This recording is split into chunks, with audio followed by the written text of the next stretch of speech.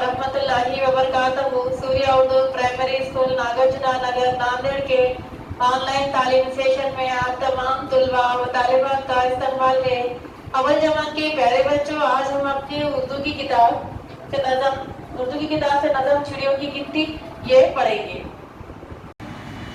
प्यारे बच्चों, यहाँ पर जो चिड़ियों की तस्वीरें दी हुई है, इन तस्वीरों में से एक एक चिड़िया उड़कर कम होती जा रही है।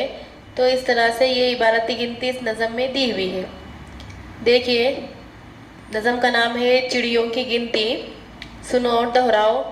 9 चिड़ियों के देखो ठाठ, 9 चिड़ियों के देखो ठाठ, एक उड़ी तो रह गई 8, एक उड़ी तो रह गई 8। आठों जब करती थी बात, आठों जब करती थी बात, एक उड़ी तो रह गई 7, एक उड़ी तो रह गई 7। सातों के पर थे अच्छे, सातों के पर थे अच्छे, एक उड़ी तो रह गई 6, एक उड़ी तो रह गई 6। धूप से जब लगती थी आँच, धूप से जब लगती थी आँच, एक उड़ी तो रह गई 5, एक उड़ी तो रह गई 5। पांचों जब हो गई बेजार, पांचों जब हो गई बेजार, एक उड़ी तो रह गई 4, एक उड़ी तो रह गई 4। चारों ने फिर बजाई बीन, चारों ने फिर बजाई बीन, एक उड़ी तो रह गई 3, एक उड़ी तो रह गई 3।